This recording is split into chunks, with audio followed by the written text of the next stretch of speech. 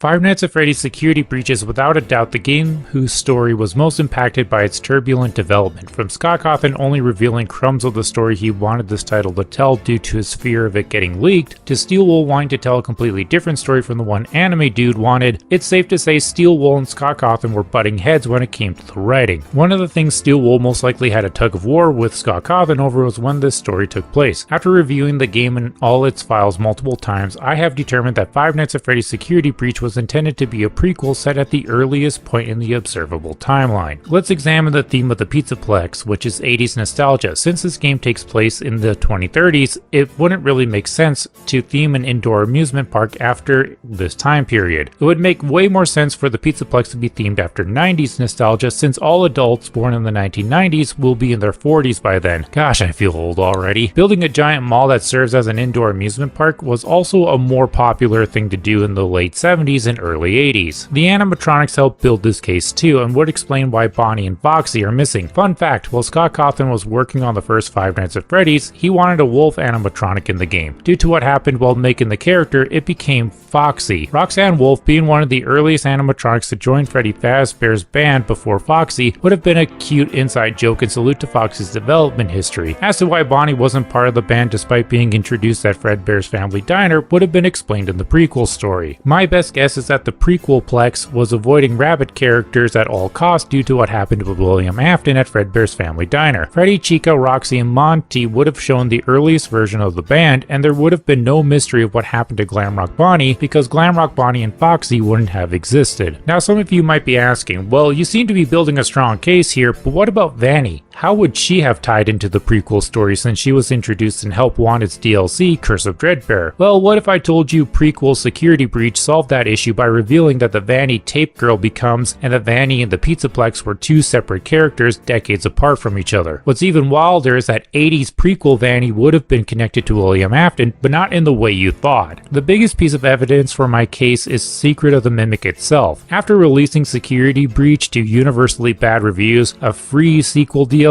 kinda cushioning the blow, and Help Wanted 2 patching things up with the fans, Steel Wool then went on to release a prequel game set in the earliest observable point in the timeline. It has a deep, complex story, great gameplay, even if I think some areas could be improved, and would you look at that, this game has been very positively received. Maybe if Scott Cawthon would have let Steel Wool work their magic on the other prequel game they wanted to make the first time around, we could have had something truly amazing. I speculate the reason why Scott Cawthon rejected Security Breach's story being a prequel was that he didn't like what the story implied or set in stone. There are some housekeeping things I want to clear up before covering what might have been the prequel version of Security Breach's story. The first is the teaser image at the end of the Curse of Dreadbear DLC. I wouldn't blame you for thinking that defeats my whole argument for Security Breach being a prequel. However, by the time that teaser was put in Help Wanted's DLC, the story for Security Breach had been changed several times over. Since we're on the topic of the story changing throughout development, it being a prequel was only an early idea that got quickly scrapped. Snippets are remaining of the prequel concept, sure, but snippets are all we got. Why did crumbs of the prequel concept survive despite Scott Cawthon allegedly hating it? How did these crumbs make it so far that they merged with other concepts into the final product? Well, to answer those questions, we need to understand what Scott Cawthon was like around Security Breach's development. He was super protective of the story and lore of his franchise, not wanting anyone to change anything without his okay. He already had a grand story in mind for this big open world sequel that was supposed to blow the doors right off the hinges of anything that came before. He didn't want anyone to know this incredible story, so he kept it to himself unless he absolutely had to share the tiniest parts of it with developers, so they could build the world and characters of this epic adventure. Can't have anyone know the full story after all, right? Then along comes a writer who pens an idea for Security Breach being a prequel. That writer hands it over to Scott Cawthon and he is not happy. This game is not going to be a prequel, but this is the only story Steel Wool has to go off of. Scott Cawthon didn't give them anything to work with, so they incorporated things from this writer's prequel idea. A compromise is made between the dev team and Scott. They can keep whatever they like from the prequel concept as long as the game itself is not a prequel. He might have also been a fan of making everything including the animatronics 80s themed. I'm just guessing here. This is why Security Breach has such a jumbled story, to the point that many don't even believe it has a story. Bits and pieces were taken from Scott Cawthon's story and combined with bits and pieces from other story ideas until it all came together together as a recipe for disaster. I've heard that another reason for the story being so messed up is that Steel Wool tried to change it at the last second after some content creators figured it out. I highly doubt this was the case, and Steel Wool would be so petty as to uproot everything they worked on despite some people making videos who guessed things correctly. This would also mean that they'd have to get the A-OK from a highly protective of the story Scott Cawthon to restart everything. Yeah, fat chance of that happening. So here's what I believe the story of Security Breach would have been if it had been a prequel. Keep in mind, I don't work for Steel Wool, nor do I know anyone who works there. I had to do a lot of filling in the blanks and ad-libbing in order to make this story come together. Chances are good I got some things wrong, but I'm certain at least 75% of it is correct. I will be summarizing a whole lot and including bits of gameplay where I think they would have been part of the story.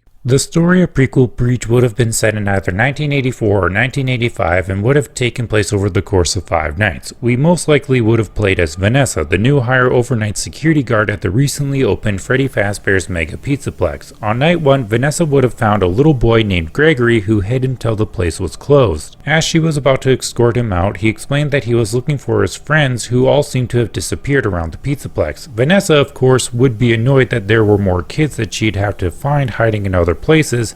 As soon as she insisted on getting the animatronics to help, Gregory would freak out and beg her not to go near them. He would further explain that they are too dangerous, and at first Vanessa would not believe him. Shortly after would be the encounter with the first night's tutorial animatronic, Freddy Fazbear. Yeah, Freddy wasn't going to be a friendly sidekick you could travel around in the story. He would have been the easiest and slowest animatronic to sneak around to help players get used to the new open world style of gameplay. Security Breach's gameplay loop would have been way different compared to the final games. In this version, you would have to survive being in the Pizzaplex until 6 AM, just like in Scott Cawthon's 2D games. Each night's hour would turn over in real time, and it would have been up to you to find security offices and other safe hiding areas from the animatronics to keep Vanessa safe. Besides playing keep away from the animatronics, the game would also give you optional objectives to pass the time until 6 AM. You wouldn't have to complete them, but they are required to get better endings than the default bad ending for merely surviving each night. Other mechanics would be put in place to make sure you wouldn't cheese the game by just hiding in a photo booth until the morning, like the animatronics circling in and checking hiding spots. After the first encounter with Freddy, it would be obvious that Gregory knew more than he was letting on. He would warn Vanessa that they're not alone and someone is after them. We wouldn't see who that was on the first night, since all we would have to deal with was Freddy. On night 2, more of the Pizzaplex would open up as we would get introduced to our second animatronic patrolling with Freddy, Chica. She would be a faster version of Freddy, and this night would reveal the free-roaming AI that Steel Wool intended these things to have so they could pop up in random places unexpectedly. Night 2 is when we would have been introduced to the daycare minigame. You would still have to switch on generators while avoiding the daycare attendant, but this time it would be with both Sun and Moon. You could flip all the generators off to power down the entire Pizzaplex while Sun was chasing you. Powering down the Pizzaplex would have let you into electronically locked doors and doors with higher clearance than what the keycards could have provided. After playing the daycare minigame for the first time, Sun and Moon would chase you from that point forward throughout the Pizzaplex. Sun when the power was on, and Moon when the power was off. Sun would send you to the nearest safe house area, while Moon would just kill you. The daycare attendant would randomly spawn in and could spot you while hiding. You just have to keep outrunning him until he despawned. After beating the daycare minigame, players would have been introduced to the one Gregory said was hunting him and Vanessa down, Vanny. I'm not sure if Vanny would have been her name, since she and Vanessa would be completely separate characters in this story. From here on out, I'm going to call her Rabbit Lady. The funny thing about Rabbit Lady in the prequel story is that she would have never appeared randomly while roaming the Pizzaplex. Rabbit Lady would only appear in cutscenes, scripted gameplay segments of the story, and boss battles. I've suspected that in the final game, Vanny replaced Sun and Moon as the random encounters you'd get. Night 2 would most likely have ended with a scripted chase sequence between Rabbit Lady and Vanessa. The chase sequence would end looking like Rabbit Lady was about to get Vanessa, only to have her be saved by the clock turning over to 6 AM, causing Rabbit Lady to run away. The biggest difference between Rabbit Lady and Vanny would have been that Rabbit Lady was indeed a psycho killer and carried around a knife. On night 3, Vanessa would have had enough of Gregory being cryptic and demanded that he spill the beans. Why are there no other children for Vanessa to find like he said there were? How did he know about the animatronics being dangerous after closing and about Rabbit Lady hunting them down? This is when Gregory would drop a bombshell that the friends he claimed to be looking for were already dead. They were kidnapped by and were victims of Rabbit Lady, and he was supposed to be next until by some miracle he got away from her. He wanted to expose Rabbit Lady's crimes and the Pizzaplex for covering her up. He also wanted to find out what happened to his friends after they were wiped out by her. The reason he didn't tell Vanessa all this up front on night 1 was that he knew she wouldn't have believed him unless he showed her. Vanessa would make a promise to Gregory to help him until justice was brought to his friends. Joining Freddy and Chica on night 3 would be Roxanne Wolf, who can fully run, pounce at, and sniff out the player.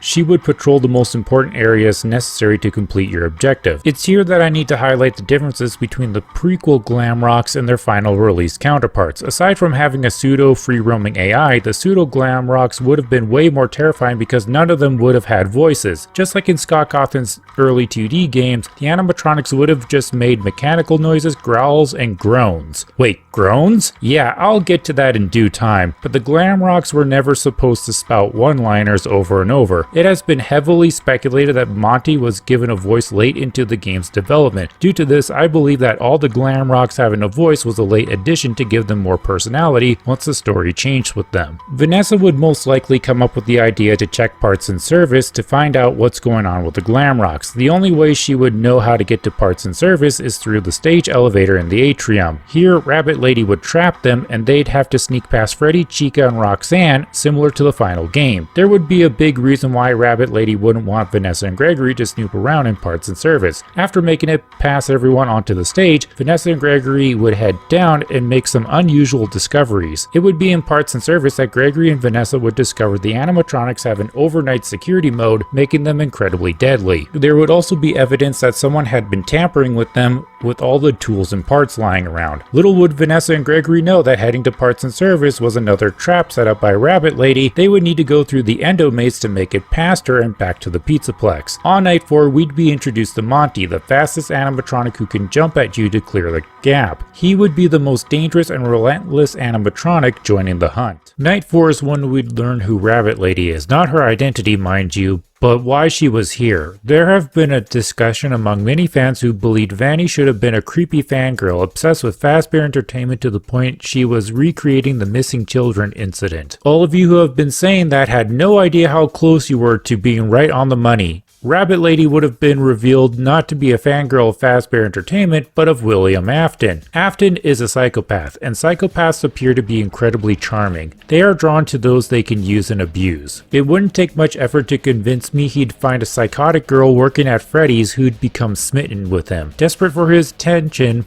William Afton would get Rabbit Lady to dress up and carry out some of his crimes. This is why Rabbit Lady would be so obsessed with taking out Gregory. He was the one she let get away, and she wants to correct that mistake before her idol gets upset with her. After all, when he first found her, she was nothing, small, pathetic, but then she became more. She will do as he says, bring him what he wants, and if she fails him, then both she and Gregory will burn. Night 4 would drop another bombshell, as Rabbit Lady would try to feign being innocent. She would apologize to Gregory for losing her temper and claim everything happening was just a glitch with the Pizzaplex. She would claim Gregory's friends have been here the entire time, waiting for him. What she meant by that was that she stuffed his friends after they were murdered into the animatronics. They are possessed, going after anyone besides her after closing hours while in security mode in an act of vengeance. After this revelation, Vanessa expressed to Gregory that the only thing to do is shatter the animatronics and set the spirits of his friends free. Gregory got upset at this, arguing that he didn't want to lose his friends twice. Vanessa informed him that they will just keep hunting them both down and never be at peace as long as they're in those machines. Night 4 would end with Gregory and Vanessa forming a plan to take down Rabbit Lady and the Glamrock animatronics. This is why in the final game there's no option to spare the animatronics and free them from Vanny's control. Night 5 would push the player's skill to their limit, especially if they wanted the best ending. Not only would all 4 Glamrock animatronics speed be increased, but you would have 4 objectives, one for breaking each animatronic to complete in one night. You'd have barely any time to complete all of them,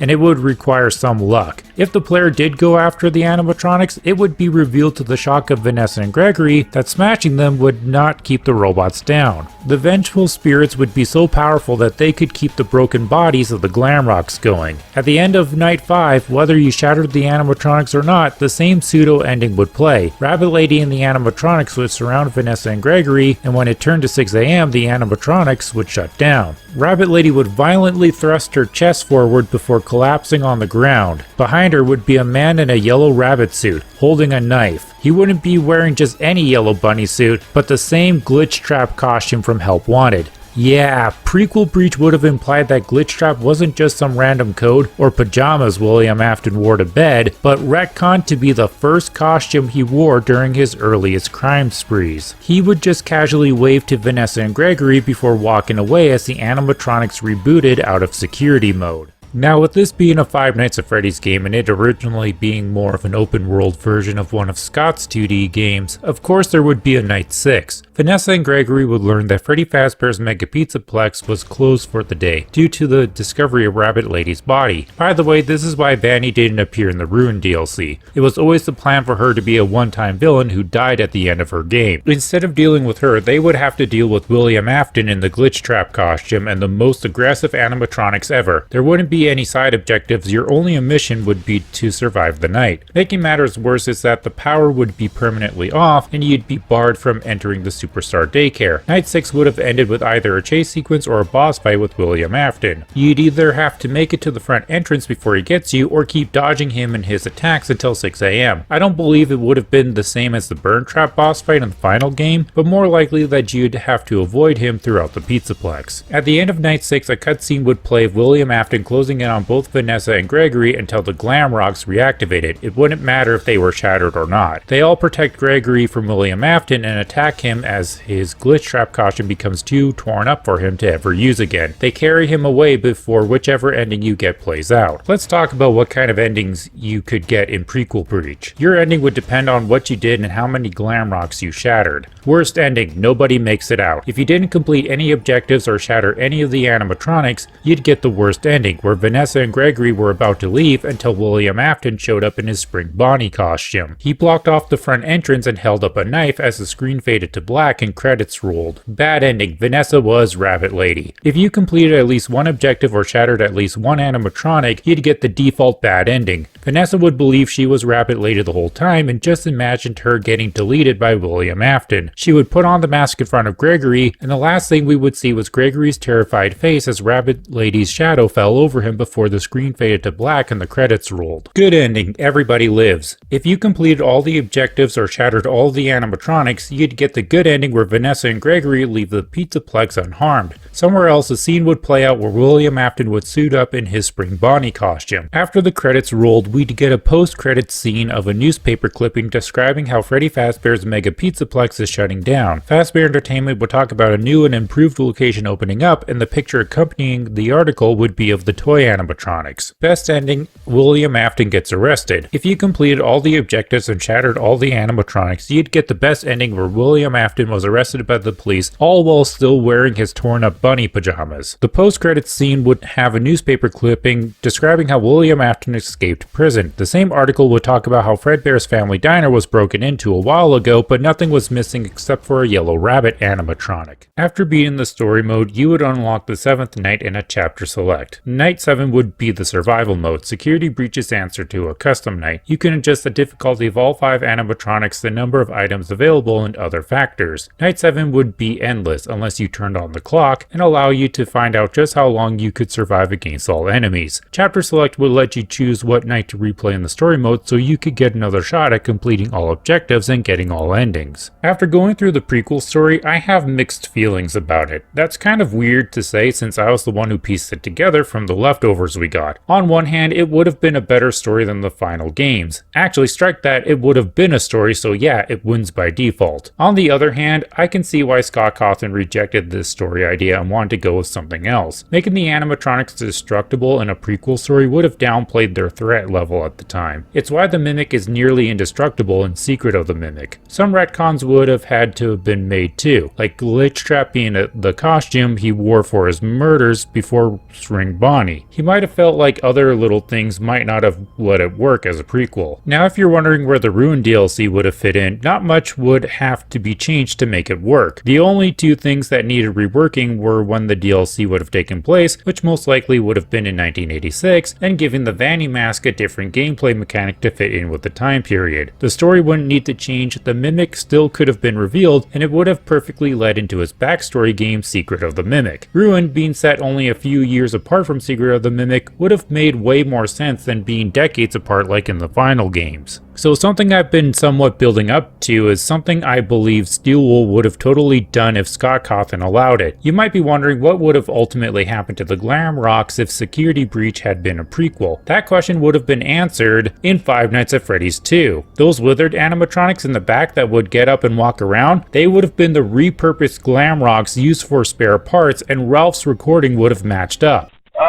By now I'm sure you've noticed the older models sitting in the back room. Those are from the previous location, and we just use them for parts now. The idea at first was to repair them. They even started retrofitting them with some of the newer technology, but they were just so ugly, you know, and the smell. So the company decided to just go in a whole new direction and make them super kid-friendly. Same thing with him talking about an older location that was left to rot, although he refers to a restaurant specifically instead of just a location. Now, I want you to forget anything you may have heard about the old locations, you know. Some people still have a somewhat negative impression of the company. That old restaurant was kind of left to rot for quite a while. Steelwool could have just chalked that up to Ralph misleading the new hire, which would totally be in character for him. What this would imply is that if the withered animatronics did indeed become the band we fended off in the first Five Nights at Freddy's, then that would mean that the Glamrocks have been here the whole time. We would have seen their entire story from how they started to becoming shattered, ruined, withered, until finally becoming the band that started Scott Cawthon's whole franchise. This is purely speculation on my part, but I have no doubt whatsoever that Steelwool would have done this if they thought of it and were given permission to write that. But I'm interested in what you think of all this. Do you believe that Security Breach's earliest development started as a prequel, or do you think that I don't know what I'm talking about and Secret of the Mimic was the only prequel they worked on? Most importantly, thank you for making it this far, because that makes you my shining star.